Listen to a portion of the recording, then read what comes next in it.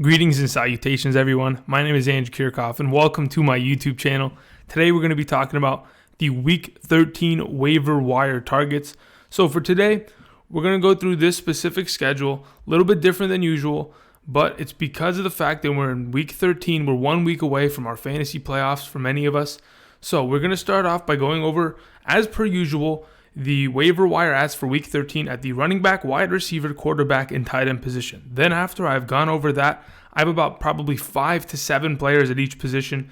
I'm going to be going over the fantasy playoff waiver wire ads, so specific handcuffs and players that you want to target before you get into the fantasy playoffs, so that as you get to Week 15, 16, I'll explain it a little bit more. But in those weeks, it's going to be vital that you have players playing. Some of these teams rest their players, so it's very vital to go ahead and pick up specific players in order to avoid getting screwed over by these teams.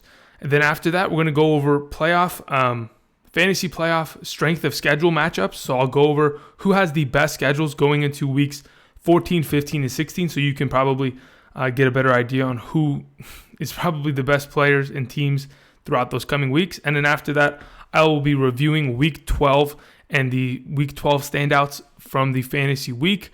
I have not watched the Monday Night Football game. I'm actually recording this during that, so I have no clue what's going on over there.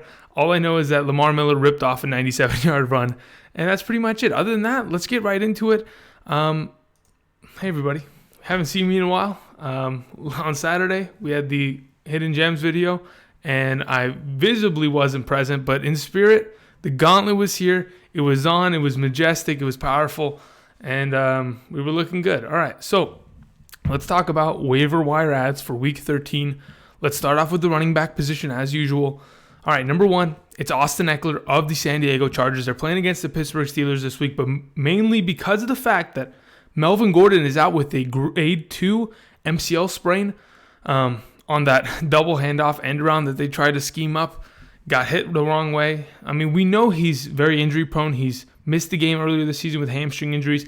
Throughout the entire week, he had a hamstring injury that perhaps would have held him out if he wasn't feeling great in the pregame warmups. He played. He was good. He scored 2 touchdowns for his fantasy owners, then sustained an injury.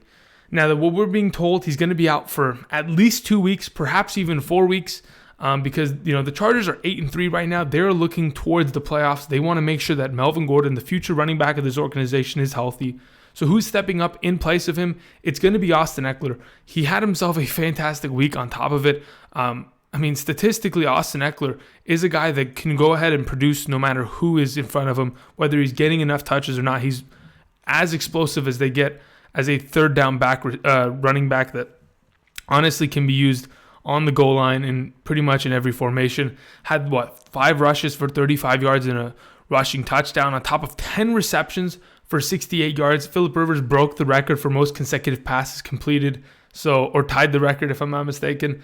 And that was a lot because of Austin Ekeler. I think they're going to continue to use him, and he should be the number one waiver ad going into this coming week for many of us, assuming he is available. For many leagues that are deeper, he is used often as a flex position, so he may not be available. For those of you who have him available on the waivers, he should be the number one waiver for this coming week. Fab-wise, empty the clip, and that's pretty much it. Let's move on. Number 2, LeSean McCoy. Now, this is also another guy that I'm assuming could possibly be available in your leagues. He plays against the... They play against the... goodness gracious. Who did the Bills play? I swear the Dolphins. It's a great matchup because the Dolphins, they give up a bunch of points on the ground. We know that Marlon Mack should have had over 100 yards rushing this past week, but the concussion kind of, held him under that specific total. This coming week, LeSean McCoy, the Bills offense, they're coming off of a pretty big high. They beat the Jacksonville Jaguars this past week, and I think they're going to be using the run game as a distinct advantage in this matchup. If he's available in your leagues, I think LeSean McCoy this coming week against the Dolphins, it's a pretty good matchup, and I think he could go ahead and have himself a good week. Following that, in the first week of the fantasy playoffs, they play against the New York Jets. We saw him 2 weeks back against the New York Jets, rip off for 100-plus yards, had the best game of his entire season against the New York Jets, so he could potentially do that again. So keep an eye on LeSean McCoy. Go ahead and pick him up. Moving on, number 3, Peyton Barber. Another consistent week. His rushing total wasn't to the extent that it was against the goodness gracious, who do they play? I'm just completely blanking on. The New York Giants the week prior, right? He had over 100 rushing yards, but that was because the New York Giants defense sucked. They came against the 49ers, in which he could have had more yards, but they wanted to air it out. They blew this team out. Defensively, the Buccaneers looked the best that they have all season because, truth be told, Nick Mullins didn't show up.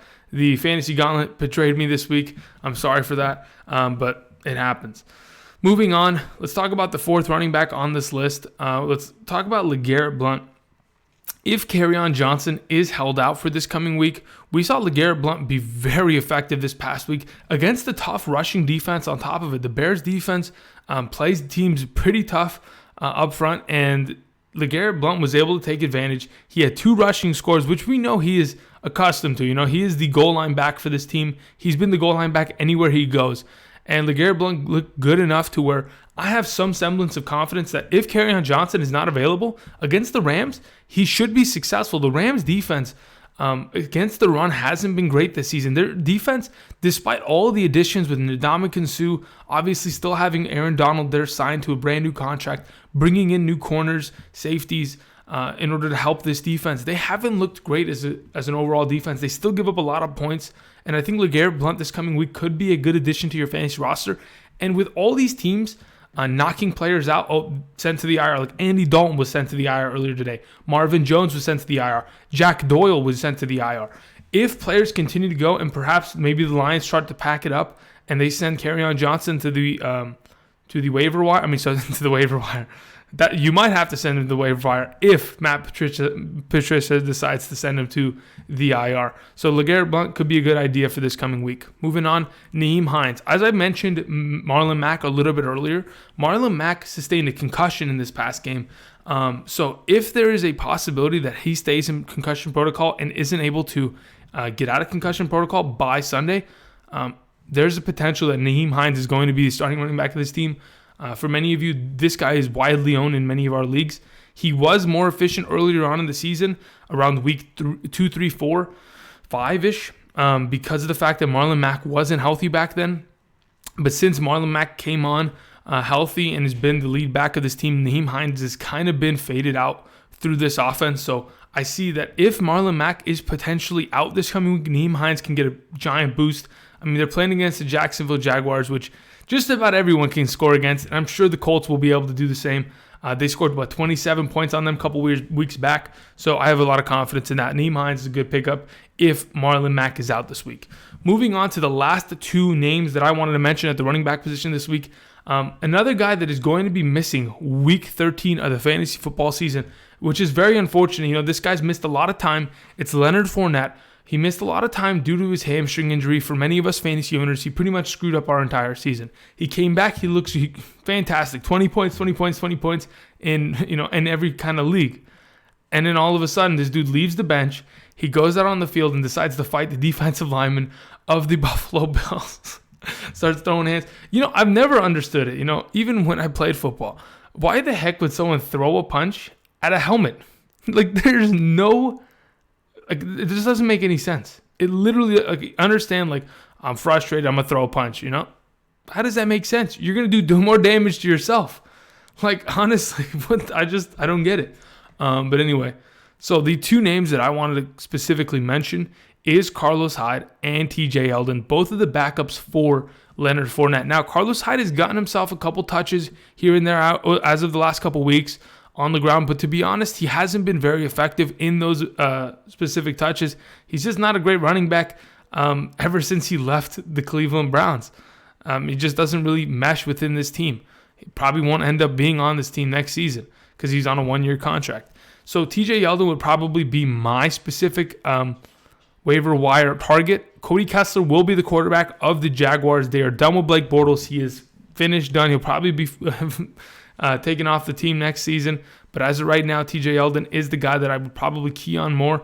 But Carlos Hyde could be an option for many of us. So let's go ahead and move on. Those are the running backs for the waiver wire targets for this week. And let's go and talk about wide receivers now, shall we?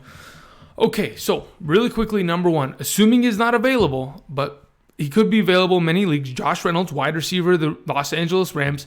We didn't see the Rams play this past week considering they had a bye week, and so did the Kansas City Chiefs. But I wanted to go ahead and mention Josh Reynolds just in case he is still available in your leagues. Josh Reynolds had 17 fantasy points in half-point PPR against the Kansas City Chiefs. Earlier on in the game, he was used at a very high amount. I mean, had about 7 catches, 70 yards, touchdown. I mean, he looked fantastic.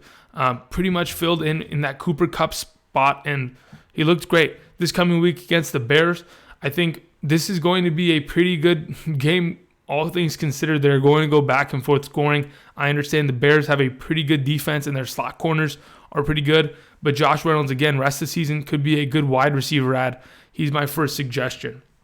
Number 2 is David Moore, wide receiver, the Seattle Seahawks. Now, specifically, I wanted to mention David Moore. I mean, obviously, I mentioned him last week as my number 1 I mentioned DJ Moore last week. David Moore on the topic. David Moore specifically, he had a great week this week. We've seen him throughout the season be a touchdown red zone target. Okay, this week had 100 receiving yards on 4 receptions and a receiving touchdown on a pretty big play to get the Seahawks into, I think it was the game-tying touchdown late in the game. And the thing is, besides Tyler Lockett, Doug Baldwin hasn't looked great this season. Even with that touchdown last week, he hasn't been able to completely get there. He doesn't look fully healthy, to be honest. Even though last week he looked fine, this week it was just slow. He catches the ball, he's got a couple steps, he falls down. There really isn't anything after that. So David Moore could be a potential. They play against the 49ers, a secondary that's been pretty poor this season. And to be honest, the 49ers are going to get battered by this team. So maybe stack your Seahawks. It might be a good idea this week. All right, moving on. Number 3, John Ross. Now, John Ross got another touchdown, as I expected. I mean, it was pretty obvious at this point. I mean, I wouldn't say it was 100% obvious considering his target count and his reception count wasn't looking great. He had a 30% catching rate. That's nothing promising, but he continues to get found in the red zone. He's a guy that, yes, he has deep ball threat availability to be able to take the top off the defense, but the Cincinnati Bengals has not used him in that specific sense. They haven't really used him to his advantages, and so be it. In fantasy, he scored 10 points each of the last 3 weeks in half-point PPR, so we'll take it. If A.J. Green doesn't play this week, it's still going to be tough for the wide receivers of the Cincinnati Bengals, but when Driscoll came in the game, the backup quarterback for the Cincinnati Bengals, as I mentioned before, Andy Dalton with the right hand injury is out for the season on IR. Driscoll's going to come in. I think it's Jeff Driscoll, if I'm not mistaken. He's going to come in. He's going to look decent, right? He looked good. He got many of us some fantasy points. Those of us who own Tyler Boyd, yes, it's Jeff Driscoll. Tyler Boyd, Tyler Boyd had 7 catches, 85 yards, and a touchdown. That's what we want to see. We want to see a good, Tyler Boyd production week. And that's exactly what we saw after Andy Dalton stepped out of the game. I think Driscoll could be decent, especially if A.J. Green comes back. But if he doesn't, John Ross is another guy you can go ahead and throw into your flex potentially. He's going to get targets. He might be able to find himself in the red zone with touchdown again. All right, moving on, we have Josh Doctson. So here's the thing. Josh Doctson and the Redskins, they play against the Eagles. We know how battered that Eagles secondary is. They've had everyone either on IR or injured these last couple weeks. It's actually sad. The Giants should have blown them out. But after the Giants were up so much at half, they decided, you know what? I think we need a higher overall pick this coming year. So we may need to take the foot off the pedal. That's what they did. They handed the ball off to Saquon Barkley a total of 4 times in the second half, which to be honest scares me. Saquon Barkley was able to put up his 20-some-odd fantasy points in half-point PPR scoring in the first half, but in the second half, really they stopped using him, and purposely. So for those of you who own players like that, it's very sketchy because there's a possibility that some of these teams, they want to throw games, and they're not afraid to do that by taking their best players out and potentially hurting you fantasy-wise. So I just wanted to mention that. But either way, we're talking about Josh Doctson. Josh Doctson had himself a touchdown this past week with Colt McCoy. I think going against these weaker secondary of the Philadelphia Eagles, we know this Eagles team is nothing similar to what they were last year. It's not even close.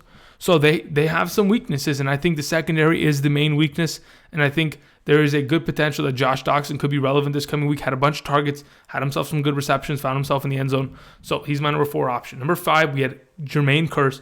If Josh McCown continues to stay as the number 1 quarterback of this team, which I 100% see him completing the season as a starting quarterback, because they've seen enough from Sam Darnold. They know he's the future. They just don't need him to go out there and get hurt any more than he already is.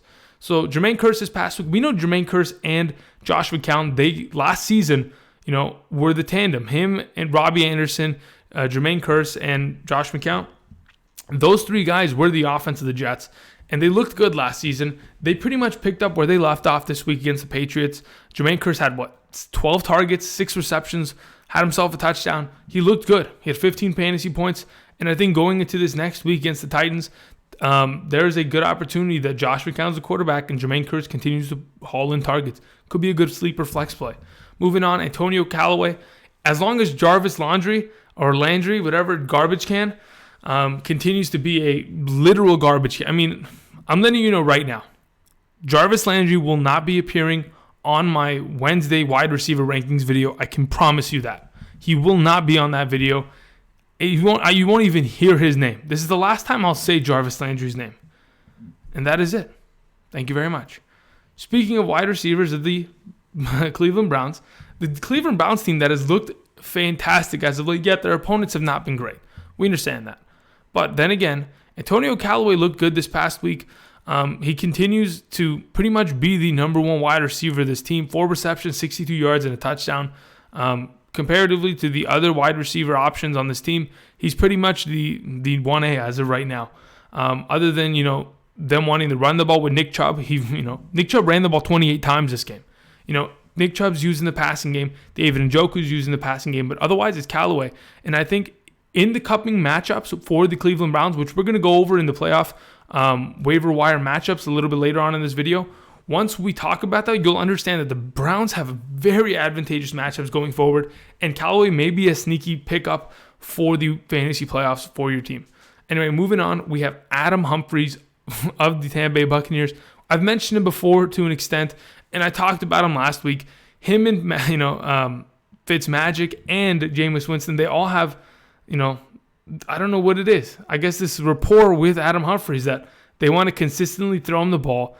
And that's what he does. He ends up finding himself open, 6 targets, 6 receptions, had a touchdown, and was good in fantasy this week. To be honest, with the performance that Jameis Winston put up, I'm pretty happy with it. They ran the ball efficiently. He was able to spread the ball out, gave Mike Evans his need, 100 receiving yards. I think he broke the record for most consecutive 1,000-yard seasons. I think he joined the club of pretty good wide receivers, to say the least. But Adam Humphries is that number 2 there, and scoring that touchdown helps him that much more. He's a guy that going on the rest of the season, they're going to have pretty good matchups. They continue to play teams within their division. They're going to play the Falcons. They're going to play the Saints. They're going to play the Panthers. And it's going to be very competitive for the Tampa Bay Buccaneers who like to score on people. All right, and the last wide receiver option that I wanted to mention is Dante Pettis of the 49ers. Listen, they've got to throw to somebody. If Pierre Garçon and Marquise Goodwin continue to go out, Dante Pettis is going to be that number 1 there. And going forward, I mean, we've heard Shanahan say multiple times, I expect more from Dante Pettis. He needs to improve in the next 6 weeks of the season. I need to see a little bit more improvement, considering he was out for so many weeks with injury. We drafted him high enough. We believe in him. So hopefully he can come on strong in the late end of the season. And that's what exactly he's going to do. He's going to be the number 1 target there next to George Kittle and Brate. So he could potentially have some value in a deeper league. Anyway, those are the wide receiver options. Let's move on to the quarterbacks for Week 13. Number 1 is Baker Mayfield. I mean, it's pretty obvious, I think. The last couple of weeks, he's been tearing it up. Had 4 passing touchdowns this past week. Just a thought process, right? I was sitting there 2 weeks ago when the Cleveland Browns were giving it to, they were giving it to the Falcons, right? And I sat there and I thought to myself, in 2017, right, Carson Wentz in his second year came on, tore up the league, completely tore up the league, right? This year, Patrick Mahomes came on in his second year, is tearing up the league. Just wait till Baker shows up next year and lights the league on fire. I'm telling you right now, just wait. Anyway, this coming week, Baker Mayfield, I think this offense is looking good. They're looking efficient. He's playing well. And to be honest, against the Texans, it's not a bad matchup to an extent. Obviously, there's going to be pressure in his face, but that's against every team. I like Baker going forward. The matchups, rest of the season, especially in the fantasy playoffs, they look good. Lamar Jackson, I mean, that's 2 wins in a row. Prior to, these 2 wins, it was 4 losses with Joe Flacco. I don't think Lamar Jackson's losing his job. I don't care. Their matchups are going to be difficult coming forward. They play against they don't play against the Raiders. Damn it. Goodness. Production team, I cannot believe you messed that up. They play against the Falcons this coming week, right? That is going to be a very high-scoring game, in my opinion. The Falcons are going to have to go ahead and score, and the Lamar Jackson-led Ravens are going to have to compete to, keep up with them at least. The following week after that, the Ravens take on the Kansas City Chiefs. Can they keep up with the Kansas City Chiefs? That is a question. Then the following week after that, they have to play against the Tampa Bay Buccaneers. They have to play against teams that can potentially score a lot of points. So is Lamar Jackson going to be able to stay and sustain himself as the QB1 of this team if he can't throw the ball downfield and get his team back in the games? I'm not sure, but we'll go ahead and wait and see. I think Lamar Jackson, either way, this coming week against the Falcons, good matchup. So you should go ahead and pick him up. Moving on, we have Jameis Winston playing against the Panthers. It's going to be a good game. He's going to be the starting quarterback. I expect him to not lose his job and at least be efficient. He's going to throw a pick. It's obvious. He has to, right? It's Jameis Winston. The fact that he got out of that last game without throwing a pick just shows that he's kind of learned, okay, I'm going to be a little bit more patient. I'm not going to go ahead and force, the ball downfield. I don't have to, we're not competing for a playoff spot right now. I don't have to throw away my season real quick. Okay, moving on. We have Marcus Mariota versus the Jets. I'm not sure how he produced or performed tonight, but I'm assuming he's going to do well against the Texans. Texans defense is tough, but he has legs. He can go ahead and run away from that pass rush, make some plays with his feet, at least extend plays. This week, obviously against the Texans, but next week against the Jets, it's going to be easy. And a team like the Titans that are competing for a playoff spot, the Texans are a great team.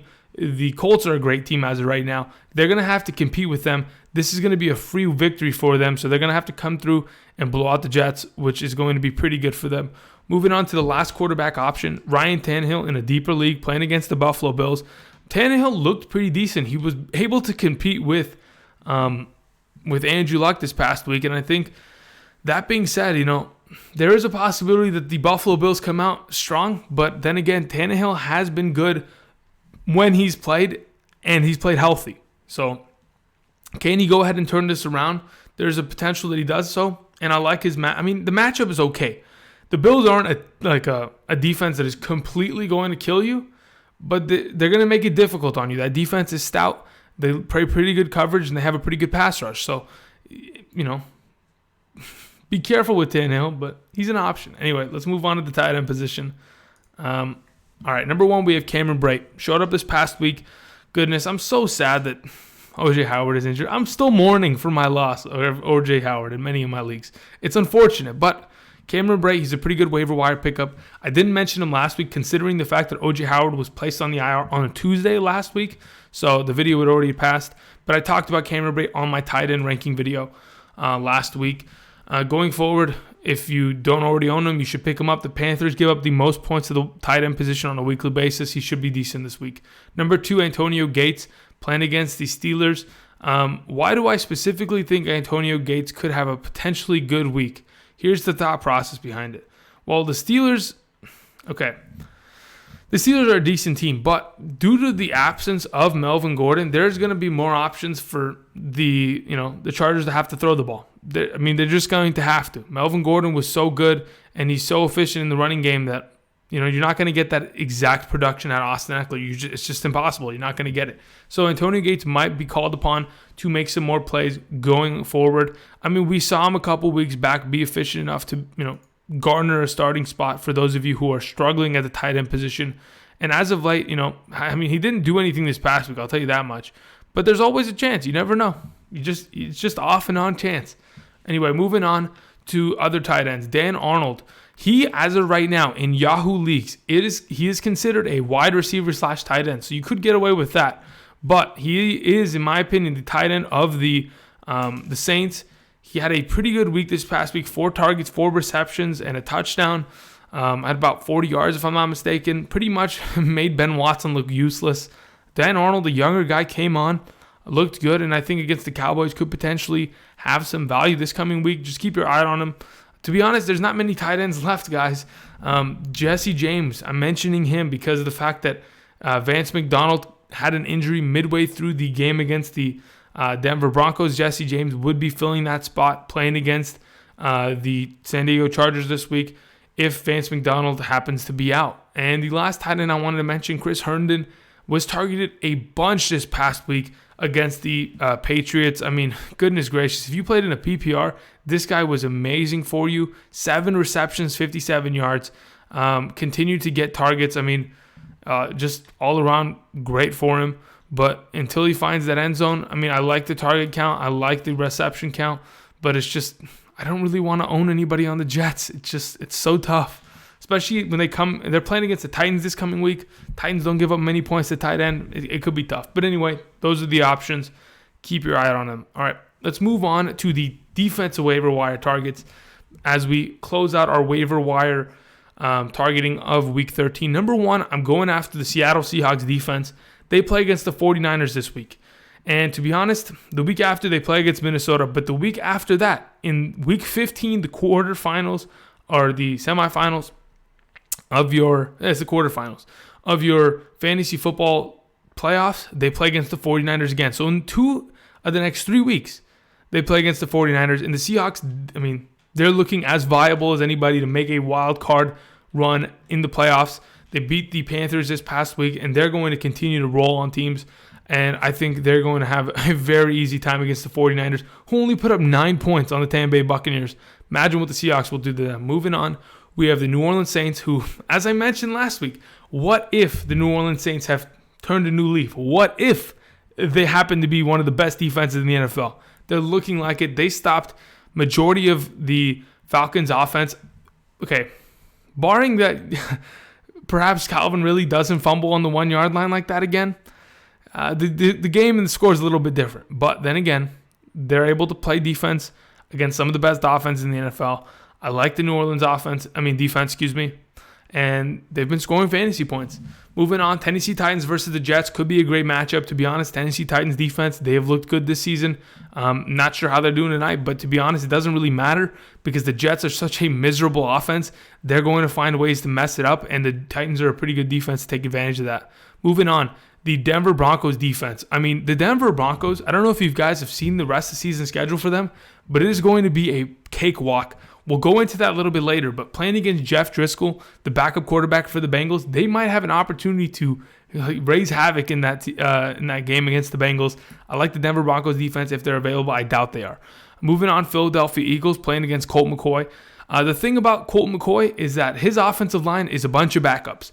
And if I've known anything, if I've preached anything more than the fact that Saquon Barkley's a beast, it's the fact that the Philadelphia Eagles defensive line is a monster. They're going to get after it. Fletcher Cox is going to lead this group of men after them. They're just a bunch of Pro Bowlers. Michael Bennett, Haloti Ngata, Fletcher Cox, as I mentioned before, Chris Long. They're going to get after them, plain and simple. And to be honest, I don't know how much this Redskins offensive line is going to be able to hold up. Moving on to the last defense I wanted to mention, if they are available due to the fact that they were on a bye week, perhaps someone in your league dropped them. But if the Rams are available, pick them up against the Lions. It could be a pretty good matchup for them. Let's move on. And that's pretty much it for the waiver wire targets. We're going to talk about fantasy playoff waiver ads.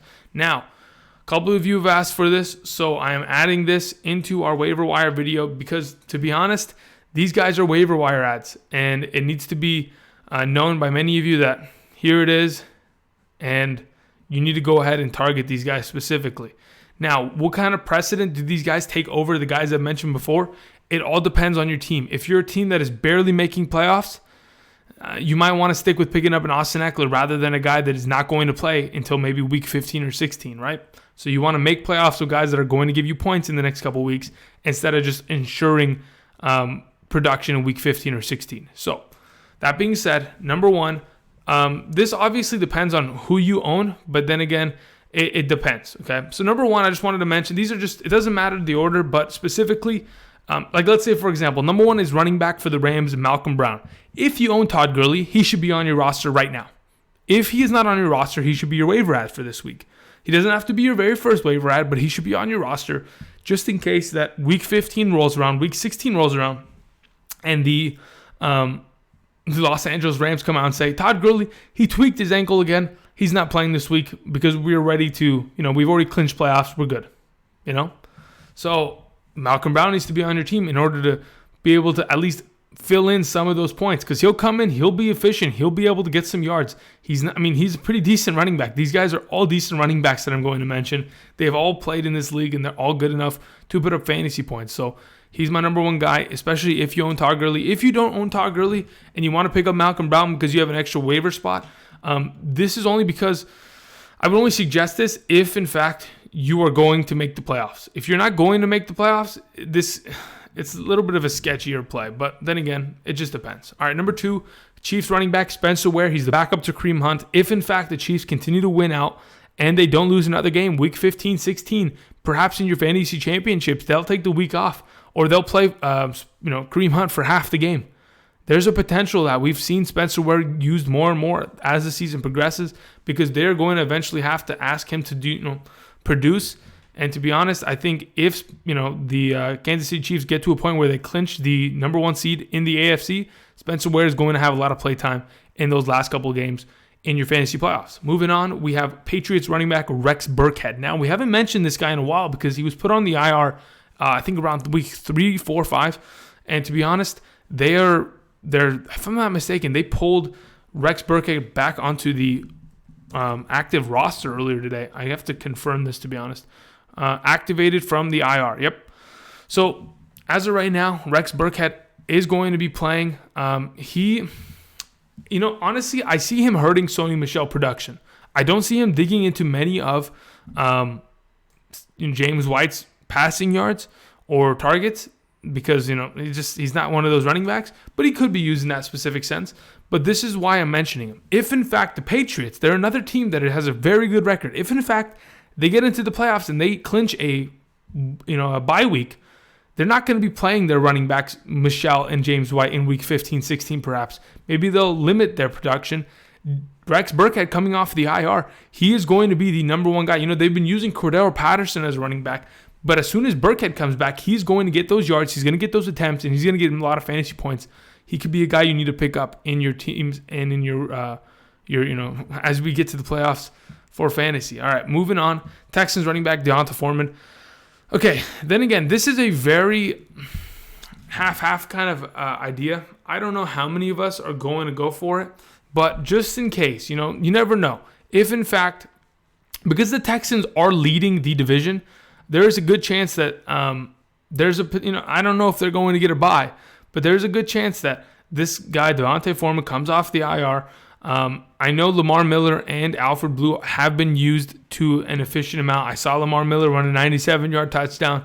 Perhaps, he's not getting replaced anytime soon. But just a name that I wanted to throw out there. Perhaps if they go ahead and clinch early, he gets used more and more throughout the back end of the season before they get into playoffs. All right, moving on. Number 5, we have Chargers running back Justin Jackson. Okay, other than Austin Ekeler, we saw Justin Jackson come in and have a good amount of carries this past week. Looked good on the ground in the absence of Melvin Gordon. So my thought process behind it, if you're a Melvin Gordon owner and you don't own Austin Ekeler because he's already owned, Justin Jackson is a viable replacement. Not a replacement per se to start this coming week, but a guy that throughout the rest of the season, maybe in fantasy playoffs, could be relevant if something happens to Austin Ekeler. So there's my thought process. Moving on, the last guy I wanted to mention, if he is not owned already, Rashad Penny is going to be asked to run the ball a lot in the next couple weeks. I'm telling you, it is a fact. I know Chris Carson has looked good, but they play the 49ers 2 of the next 3 weeks. You cannot tell me that they're not going to blow over this team and run the ball down their throats the entire game. They're going to do that. And in the second half, when they're up a bunch of points, Rashad Penny's going to get a lot of carries. And I'm telling you guys, fantasy-wise, for just waiver wire pickups and late game and rest of the season, maybe in the fantasy playoffs, if Chris Carson is to get hurt, Rashad Penny needs to be owned. Anyway, these are the handcuffs that you needed to specifically know going on to the fantasy playoffs. That is basically it. We're moving on to the fantasy playoff strength of schedule. Another new thing I wanted to mention. Okay, so these specifically are not in a technical order. I just wanted to talk about these specific matchups. So let's go over number 1, the Carolina Panthers. In the next 4 weeks, in week 13, 14, 15, and 16. Okay, I'm not counting week 17 because, to be honest, if you play in week 17 playoffs, I apologize, number 1, because your commissioner doesn't know what he's doing. And number 2, I apologize again. Now, we're moving on. The Carolina Panthers, look at their schedule going forward. They play against the Buccaneers. We know how bad their defense is. The Browns, we know how bad their defense is. Jeff Driscoll scored a couple touchdowns there. The Saints, the Saints have been a little stout as of late. And then the Falcons. Looks like a pretty good set of matchups. I'm telling you, look at that. That's pretty good, right? Moving on, the Seahawks, they play against the 49ers. Great matchup. The Vikings, they're pretty tough to play against, but to be honest, the Seahawks have been looking good, especially against the NFC rivals. They've been looking good. The Vikings could be a good game for them. Against the 49ers again, then against the Chiefs in the fantasy championship game. Goodness gracious, it could be and the Chiefs are giving up the most points to the running back thus far this season. Just wait until the Seahawks get a hold of them. Moving on, let's see the Ravens schedule. They play against the Falcons, then the Chiefs, then the Buccaneers, then the Chargers. That's another great schedule for Lamar Jackson, the running backs of that team. And to be honest, all the offensive fantasy pieces there. Obviously, the wide receivers haven't been utilized as much, but they could have some fantasy value going forward.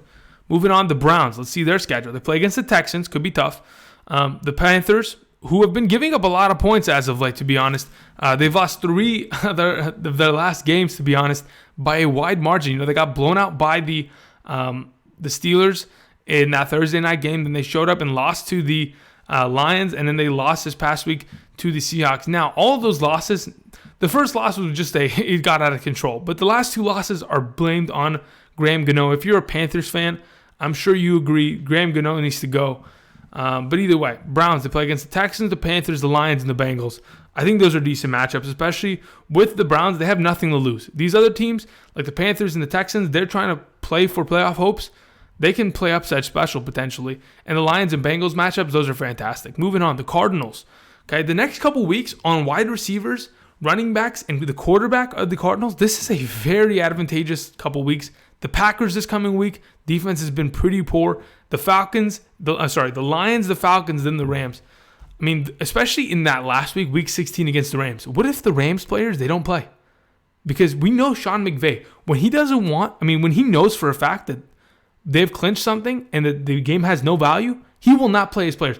Not a single starter, okay? Jared Goff, Robert Woods, Brandon Cooks, Cooper Kupp, Todd Gurley, they did not play in the preseason. You want to know why? Because those games don't mean anything. They will not risk health, okay, ever. So there's a potential the Rams in week 16 against the Cardinals, they end up not showing up, and the Cardinals could have a pretty good week there. Moving on, the Cowboys. The next couple weeks are pretty good, I think, for them. They're playing against the Saints on Thursday Night Football. That's probably their toughest matchup yet because of the fact that how efficient the Saints are offensively as of late. The Eagles, we saw them beat up on the Eagles a couple weeks back. I'm sure the Eagles will be back for some revenge, but it will be in Jerry's world. Then the Colts and the Buccaneers, another 2 defenses that have been looking sketch in the couple games that they're going to have to keep up in points in order to, sustain themselves and make the playoffs. And then the last team I wanted to focus in on was the Denver Broncos playing against the Bengals, 49ers, Browns, Raiders. They, I think, have the best schedule rest of the season. To be honest, if the Broncos don't make the playoffs, it is on them. Okay? Let me see this record of the Broncos because, to be honest, that schedule right there, I mean, if you own Phillip Lindsay right now, holy moly. You not only are you happy that you picked him up off waivers, right? He is a top 12 running back, guys. Top 12. A rookie, undrafted free agent, is a top 12 running back. Undrafted, okay? Rookie running back, not a big surprise. We saw Kamara and Hunt do that last season, right? They were top 4. But this guy just came out of nowhere and he's taken over. Okay, the Denver Broncos are currently 5-6. Those next 4 games, I am chalking them all as W's. They should end 9-6. That's a wild card spot right there, hopefully. We'll see. AFC's pretty competitive because Andrew Luck is roaring back, but we'll see what happens. Anyway, those are the matchups that I like to see. I like to point out specifically what can you do with these potentially. If your waiver wire is available, there's some specific guys here and there, maybe.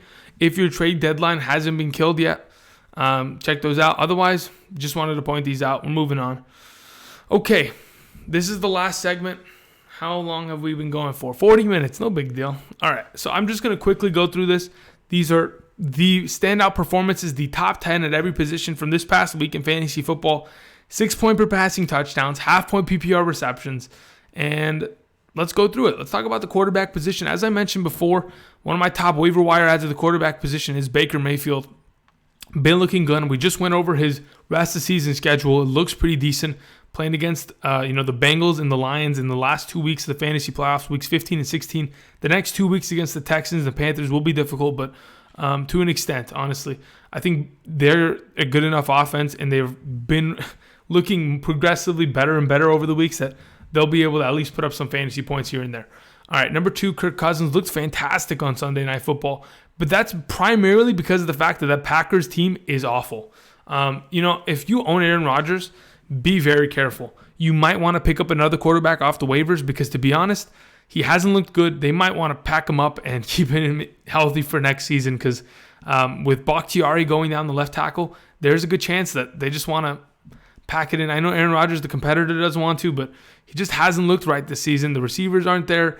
His arm is not really looking great, and his chances of making the playoffs have all but disappeared.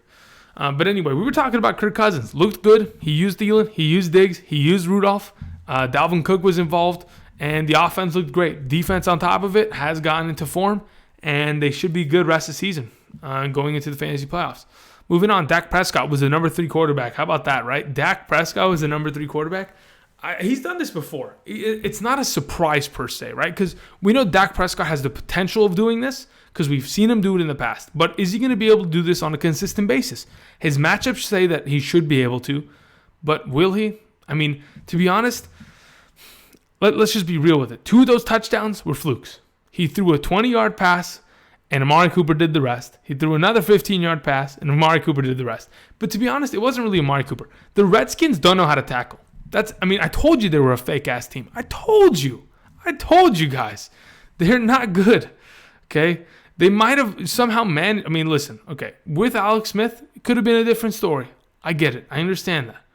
But then again, if the Cowboys are putting 31 on you, there's a problem. I'm telling you. If the Cowboys are putting 31 on you, there's a problem. Okay, the Cowboys are not a scoring team. They're a team that likes to choke you out with their defense and run the ball. They're not a scoring team. They'll win, 7-6, and they'll be happy with it. All right, moving on. Andrew Luck. What an animal. Andrew Luck continues to feast, people. Andrew Luck, I think he got sacked for the first time in a couple weeks this past week. No big deal. He'll live from it. And again, threw another 3 touchdowns. That's another game with another touchdown. It's pretty good. Okay. Woo. All right, we're moving on. All right, Drew Brees. So, what about Drew Brees? Another guy continuously putting up fantasy points. To be honest, look at this. Dak Prescott, Drew Brees. Never mind. We're moving on. Okay, so what about Drew Brees? Specifically, I don't see any signs of slowing down. Michael Thomas didn't have a great game, yet he was still able to put up 28 points because Dan Arnold, Kirkwood, what is that other wide receiver's name? Goodness gracious. They have a bunch of guys just coming out of the woodwork. Literally. They have wide receivers coming off of practice squad that are ending up being relevant because if Drew Brees is throwing you the ball, you are going to end up wide open and you're going to end up catching the ball for a touchdown. There it is. Plain and simple. We're moving on. Josh Allen. What do I have to say about this? I have no comments other than why. Why is this? What happened? What happened? The Jacksonville team is just a mess. Period. You might as well start playing people against Jacksonville if they're starting brawls. All right, number 7, Jameis Winston. Great comeback performance. I love it. We're moving on. Phillip Rivers feasted this week. He broke a record for completed passes in a consecutive row. It doesn't matter. 28, if I'm not mistaken. Moving on. Cam Newton continues to be great. Russell Wilson continues to be great. Now, who's not on this list that continues to disappoint? Aaron Rodgers, Tom Brady. Those two specifically, especially because where they were drafted in leagues, they are not producing to the level that we expected them to. They haven't been great all season, and it's disappointing, but It happens, man. It happens. All right, moving on. Let's talk about the running back position. What the heck is Christian? I knew he was going to be good before the season. I knew it, right? I had him in my top 10 rankings prior to the season starting. But what the heck is this? 41 fantasy points? You got to stop, man. You're gonna win someone a fantasy championship by accident. We don't want that, Christian McCaffrey. I don't own any Christian McCaffrey because people kept taking him from me. Anyway, moving on. Christian McCaffrey should be great rest of the season. He continues to be the number one piece of this offense. Plain and simple, he continues to get carries. Saquon, number 2, even with only 4 touches in the second half, somehow managed to have 30 fantasy points. Looks good to me. Number 3, Nick Chubb, another young rookie running back, coming on strong as of late. 28 touches on the ground, continues to be great. Leonard Fournette, number 4, great. He had a fantastic game. Should have had a 3rd touchdown. Should have had 30 fantasy points, but he'd rather fight than be a good teammate. Moving on. Number 5, Kenyon Drake. Here's the thing. Kenyon Drake's numbers, are they dependable? I don't believe so. So what do we see from this? Until Frank Gore is gone, I don't trust it. He continues to score. That's great. But maybe you should start trading him. Maybe you should look to trade him, to be honest. Moving on. LeGarrette Blount. Great. Fantastic. LeGarrette Blount managed to have a great week with Kerryon Johnson gone. Kerryon Johnson's gone again, as I mentioned. He could be a good play. Number 7, Ezekiel. Great week. Sony Michel. Great week. Austin Ekeler. Great week. Melvin Gordon. Look at that. Melvin Gordon and Austin Ekeler. 40 fantasy points between the 2 running backs. How about that? All right, moving on to the wide receiver position. Amari Cooper, as I mentioned before, took 70-yard slants to the house. Great job. Mike Evans. Wait, what? No way. No. No. You're kidding me, right? There's no way Mike Evans had 31 fantasy points. There's no way. That's actually impossible. Yeah. No. That's a mistake. Who the heck was number 2? It wasn't Mike Evans, because Mike Evans had 16 points. The graphics team has officially been fired. They will be taking a leave of absence until further notice, ladies and gentlemen. No problem. We will get that fixed. Juju Smith-Schuster was number 2. Juju, I'm so sorry. Oh, my. I'd like to personally apologize to Juju. I know you're watching this. I'm sorry about that. We will get that fixed, and we'll have a formal apology on Twitter. No problem. Moving on. Number 3, we have Adam Thielen. Continues to be great. Number 4, Tyler Lockett. Pretty much turned into that number 1 wide receiver there, and I couldn't ask for more. Number 5, Stephon Diggs, the other number 1 wide receiver of the Vikings. A great game. Had himself 11 targets, even more targets than Adam Thielen. Fantastic. Moving on. Number 6. Wait, what the heck am I looking at? Yeah, number 6, we have David Moore. So David Moore, another Seahawks wide receiver. Look at that. We have Seahawks wide receivers and we have Vikings wide receivers popping off. And they play each other this coming week. No, in 2 weeks. Excuse me, in 2 weeks. It's going to be good. Week 14 of the fantasy playoffs. Could be good matchups. Could be a barn burner / shootout. Moving on, Julio Jones. Another great week. Goodness gracious. He's just filling the stat sheet with receiving yards. Dude already has 1,300 receiving yards as of thus far this season. Has another, 5 games to play? Jeez. Moving on, Emmanuel Sanders. Thank goodness Emmanuel Sanders showed up. You want to know why? Guys? I keep saying it. They finally listen. I'm telling you. If you give Emmanuel Sanders 10 to 12 plus targets, he's going to be fantastic. Now, the number I like to see is 14 targets, but, it happens. He had 12 targets this week, had himself a good game. Tyler Boyd, back onto the top 10. Thank you very much. Welcome back. Hopefully you stay here, especially if AJ Green comes back. And Calvin Ridley have himself a great week as well. Moving on to the tight end position, Eric Ebron. Oh my goodness. All right, well, Jack Doyle, he's done. He's on the IR. He had a liver injury, no problem. Eric Ebron, fantastic. Mo Alley Cox, the second string tight end of the Colts as of right now, could be a good ad. You never know. Never know. Those guys, these tight ends, they keep scoring. But Eric Ebron's a stud. Goodness gracious. All right, moving on. Zach Ertz, we know he's going to be great. David Njoku had a very good matchup. Third most points at the tight end position. The Bengals were giving up, so not a surprise there. But the offensive line pretty much pushed him in. That was a pretty big 8-point swing in fantasy. Vernon Davis, another good game. But then again, where's Jordan Reed? Moving on, Rod Gronkowski. Wow, you showed up, but you only put up 13 points. That's a disappointment. Should have had 20. No big deal. They were double covering Gronk. I mean, this is pretty much what you're going to see from him going forward. Dan Arnold, the tight end for the Saints, as I mentioned, / wide receiver on Yahoo, had a pretty good game. Matt Lacoste. I don't even know where you play, but we're moving on. Jordan Reed. Look, oh my goodness, wait. Jordan Reed and Vernon Davis each had 10-plus points. Colt McCoy likes his tight ends, people. Pick up Jordan Reed if he's available, because he will see the field and more snaps going forward. Jared Cook had himself a decent game. That receiving touchdown he had. If you haven't seen it, go look up Raiders highlights. You will find the touchdown he caught. My goodness, it was incredible. Cameron Brate was the last tight end on this list. That's pretty much it. I want to thank everybody for watching. Until next time, which will be tomorrow, running back rankings. Please like this video. And if you haven't already, subscribe. I think I'm 7 subscriptions away from 4,500. Okay, guys? Hook me up. Tell your friends. Tell your siblings. Tell your cousins. I just need 7 subs, guys. And we hit the 4,500 mark. All right, anyway. Thank you, everybody, for watching. And if you have any questions, hit down in the comment section. Otherwise, that's pretty much it. And I'll see you guys tomorrow. All right, later.